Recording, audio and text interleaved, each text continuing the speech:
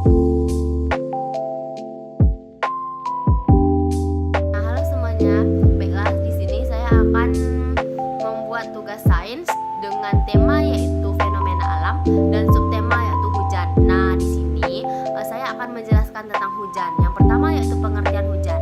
Nah, hujan adalah sebuah peristiwa atau presipitasi jatuhnya suatu cairan dari atmosfer ke permukaan bumi dalam bentuk cair. Hujan ini membutuhkan keberadaan lapisan atmosfer tebal agar bisa menemui suhu di atas titik leleh es di dekat dan di atas suatu permukaan bumi. Nah, yang pengertian hujan menurut para ahli yang salah satunya yaitu menurut seorang ahli yang bernama Lakitan.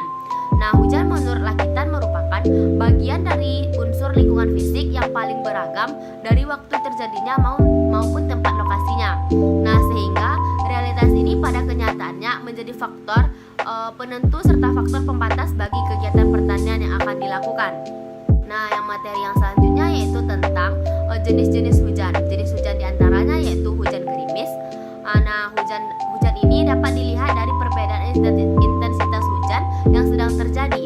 Nah, intensitas hujan gerimis dikelompokkan menjadi menurut jumlah butir hujan yang turun di permukaan bumi. Diameter hujan yang butirannya kurang dari 0,5 mm dinamakan sebagai hujan gerimis.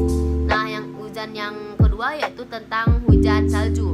Nah, hujan salju merupakan presipitasi air hujan yang terjadi karena titik air yang akan turun ke permukaan bumi mengalami titik beku atau di bawahnya. Jika hal ini terjadi, maka titik air hujan yang akan jatuh ke permukaan bumi menjadi hujan salju. Nah, hujan yang ketiga yaitu hujan deras. Hujan deras adalah hujan yang terjadi dengan jumlah titik-titik air dengan keadaan jumlah yang banyak yang turun ke permukaan bumi. Nah, presipitasi air hujan digolongkan sebagai hujan deras pada saat jumlah butirannya yaitu sekitar 7 mm. Nah, hujan deras biasanya disertai dengan angin kencang maupun petir. Nah, hujan yang terakhir yaitu hujan es batu. Nah, hujan es batu sering terjadi di wilayah memiliki iklim tropis seperti di Indonesia. Daerah yang mengalami iklim tropis adalah wilayah yang dilalui oleh garis khatulistiwa.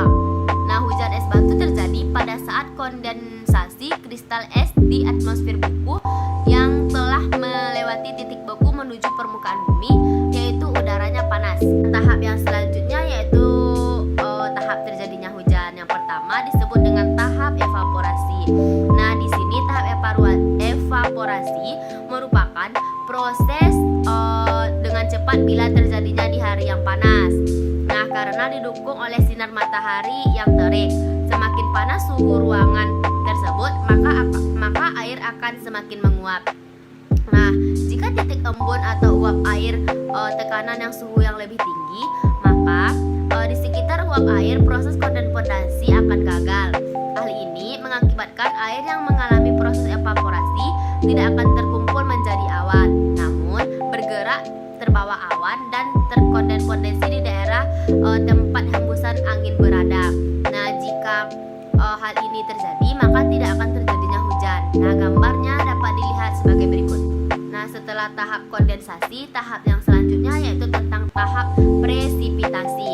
Nah, tahap ini bila tetesan air menjadi cukup berat, maka mereka akan segera jatuh ke permukaan bumi menjadi air hujan.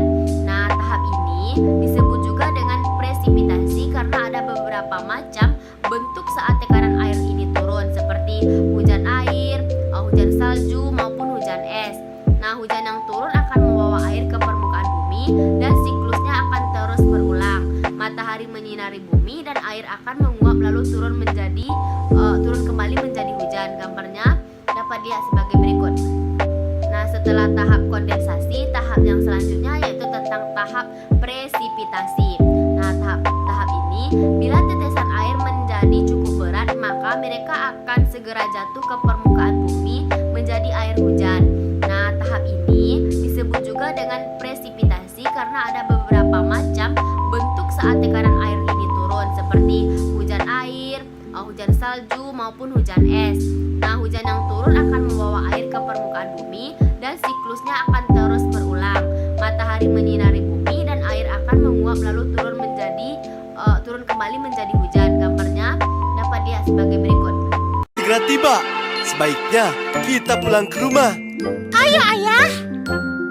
Tik tik tik, bunyi hujan di atas genting. Airnya turun tidak terkira. Cobalah tengok dahan dan ranting. Pohon dan kebun basah semua. Nah, setelah mendengarkan nyanyian hujan tadi, tahap yang selanjutnya atau materi yang selanjutnya yaitu tentang gambaran hujan. Nah, di sini saya membuatkan gambaran hujan menjadi 4 macam. Yang pertama yaitu hujan gerimis. Gambarnya dapat dilihat pada layar. Nah, yang kedua yaitu hujan salju. Hujan salju itu juga dapat dilihat pada layar. Yang ketiga